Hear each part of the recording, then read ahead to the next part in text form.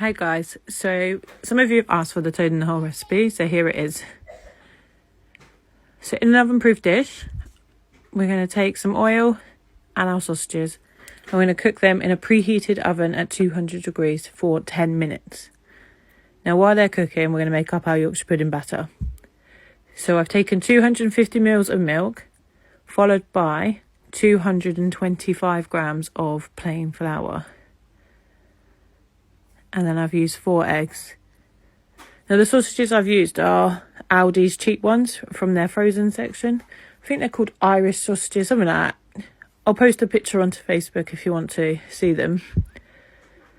And then we're going to add salt and pepper to taste after whisking all our ingredients together. And then give it another good whisk. And by then our sausages should have been cooking for 10 minutes. So they'll be ready to pull out. And we're going to drop the temperature on the oven to 180 degrees. And then pour this around the sausages to make the toad. Or is it the whole? Don't really know. But voila. That is cooked for 35 minutes at 180. And then I've served with some onion gravy and veggies. Enjoy!